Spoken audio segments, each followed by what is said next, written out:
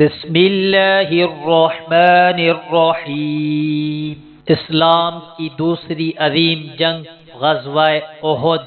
احد ایک پہاڑ کا نام ہے جو مدینہ منورہ سے 3 میل سے کچھ فاصلے پر واقع ہے۔ اس پہاڑ کو احد اس لیے کہا جاتا ہے کیونکہ یہ اکیلا اور منفرد ہے۔ جنگ بدر میں چونکہ کفار قریش کو کاری زخم لگا تھا، اس لیے وہ بلا رہے تھے اور مسلمانوں سے انتقام کا سوچ رہے تھے۔ ابو سفیان کا قافلہ تجارت جس کے تعاقب میں مسلمان مدینہ منورہ سے نکلے تھے، وہ صحیح سلامت مکہ پہنچ گیا تھا۔ اس قافلہ میں جو سامان تھا وہ بہت زیادہ تھا۔ ابو سفیان بن حرب، اکرمہ بن ابی جہل، صفوان بن امیہ اور حارث بن ہشام عمائدین قریش دار الندوہ میں جمع ہوئے اور انہوں نے فیصلہ کیا کہ اس قافلے میں جو سامان تجارت تھا اس کی اصلی رکوب تو سب شرکاء کو واپس کر دی جائیں، البتہ جو نفع ہوا ہے اس کو محمد کے خلاف جنگ کی تیاری میں صرف کیا جائے۔ اس کے ساتھ ساتھ انہوں نے آس پاس کے قبائل میں اطلاع روانہ کی اور کہا کہ مسلمانوں کے مقابلے کے لیے ہم بڑی زبردست تیاری کے ساتھ جا رہے ہیں، آپ لوگ بھی ہمارے ساتھ شریک ہو جائیں۔ چنانچہ اس طرح یہ 3000 آدمیوں پر مشتمل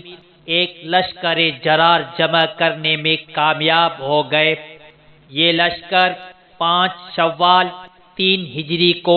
مکے سے روانہ ہوا۔ لشکر میں 700 زرہ پوش تھے، 3000 اونٹ تھے، 200 گھوڑے تھے اور 15 خواتین بھی اس ارادے سے نکلیں کہ وہ رجزیہ اشعار پڑھیں گی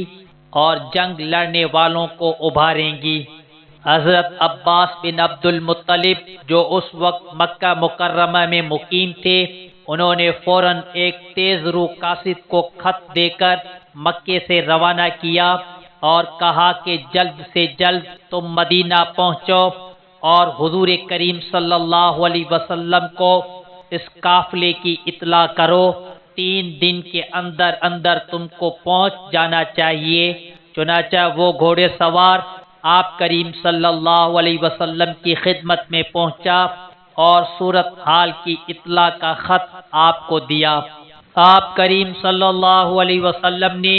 2 انصاری صحابہ حضرت انس اور حضرت مونس کو مقرر کیا کہ وہ جا کر قریش کے لشکر کا حال معلوم کریں۔ یہ حضرات گئے اور واپس آ کر اطلاع دی کہ لشکر قریب آ گیا ہے۔ حضرت حباب بن منذر کو آپ کریم صلی اللہ علیہ وسلم نے بھیجا کہ جا کر معلوم کرو کہ لشکر کی تعداد کتنی ہے۔ انہوں نے جا کر ٹھیک ٹھیک اندازہ کیا اور واپس آ کر اطلاع دی کہ ان کا لشکر 3000 کے قریب ہے۔ رات کو حضرت سعد بن معاذ، حضرت سعد بن عبادہ اور حضرت اسید بن حضیر نے آپ کریم صلی اللہ علیہ وسلم کے گھر کے ارد گرد پہرا دیا اور کچھ دستے مقرر کیے گئے کہ وہ مدینہ میں داخل ہونے والے راستوں میں بیٹھ جائیں تاکہ رات کے وقت اچانک حملہ کو روکا جا سکے۔ اگلی صبح کو جمعہ کا دن تھا۔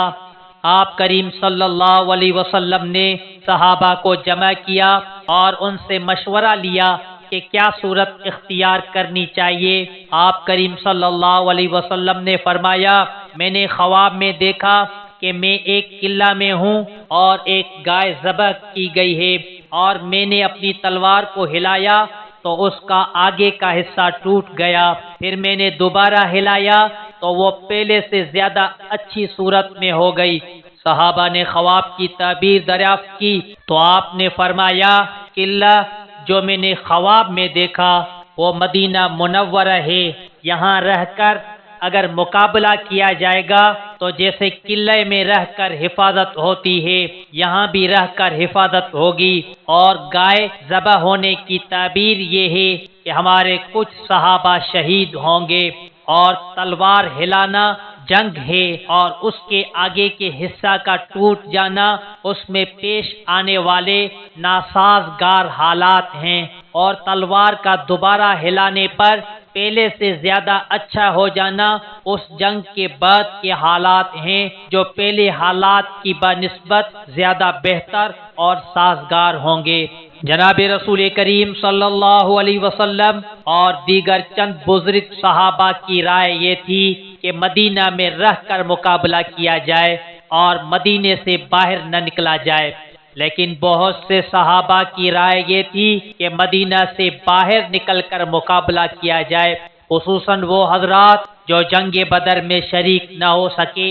وہ شہادت کی آرزو اپنے دل میں لیے ہوئے تھے، ان کو شوق تھا کہ باہر نکل کر اگر مقابلہ کیا جائے تو جام شہادت نوش کرنے کا بہتر موقع ہوگا۔ اگر مدینے میں رہ کر مقابلہ کیا جائے تو شاید اس کی نوبت نہ آئے۔ حضرت حمزہ نے تو قسم کھا لی، قسم ہے اس ذات کی جس نے آپ پر کتاب نازل فرمائی، میں اس وقت تک کھانا ہی نہیں کھاؤں گا جب تک مدینہ سے نکل کر کفار کا اپنی تلوار سے مقابلہ نہ کر لوں۔ حضرت سعد بن عبادہ اور دوسرے بعض اکابر صحابہ نے بھی یہ عرض کیا کہ اگر مدینہ میں رہ کر ہم دفاع کریں گے تو کفار سمجھیں گے کہ ہم کمزور اور بزدل ہیں، اس لیے باہر نکلنا مناسب ہے۔ عبداللہ بن ابی جو رئیس المنافقین ہے، وہ ایک تجربہ کار آدمی تھا، مسلمانوں میں اس نے اپنے آپ کو شامل کر لیا تھا،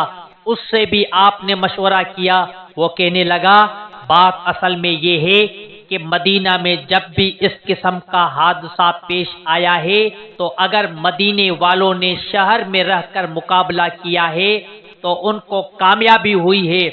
اور اگر انہوں نے مدینہ سے نکل کر مقابلہ کیا تو ناکام ہوئے ہیں، اس لیے میری رائے یہ ہے کہ اندر ہی رہ کر مقابلہ کیا جائے۔ لیکن نوجوانوں کے علاوہ بعض اکابر صحابہ کو بھی جب آپ نے اس بات پر مصر پایا کہ مدینہ منورہ سے نکل کر مقابلہ کیا جائے تو عصر کی نماز سے فارغ ہو کر آپ گھر تشریف لے گئے۔ اس دوران حضرت سعد بن معاذ اور حضرت اسید بن حضیر نے باقی صحابہ سے کہا کہ تم لوگوں نے رسول کریم صلی اللہ علیہ وسلم کو شہر سے باہر نکلنے پر مجبور کیا۔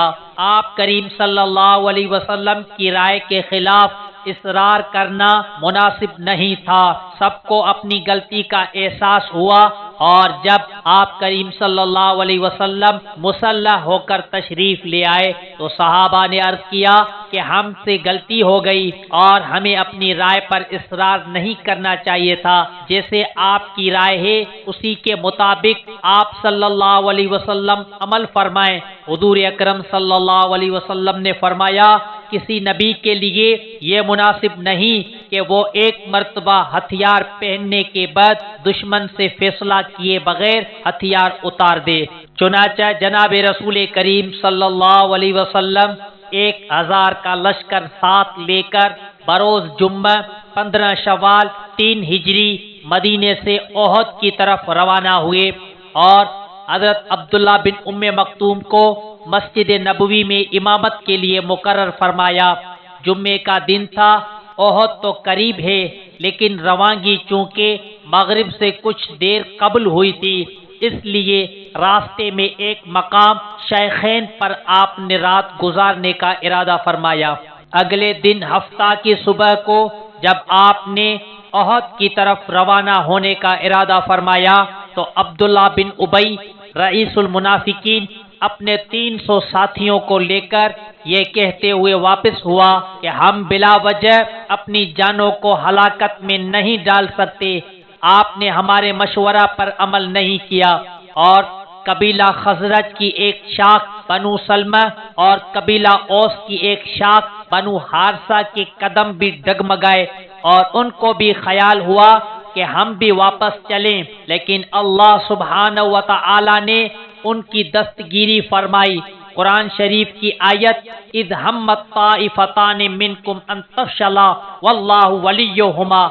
اس آیت میں انہی 2 قبیلوں کا ذکر ہے چونکہ یہ دونوں اسلام میں مخلص تھے اور بشری کمزوری کی وجہ سے ان کو یہ خیال آیا تھا، اس لیے اللہ جل شانہ نے ان کے اخلاص کی برکت سے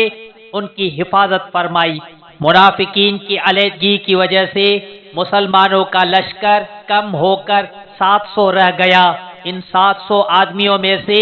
100 آدمی زرہ پوش تھے، ایک گھوڑا آپ کریم صلی اللہ علیہ وسلم کا تھا اور ایک گھوڑا حضرت ابو بردہ بن نیار حارثی کا تھا۔ پورے لشکر میں صرف یہ 2 گھوڑے تھے۔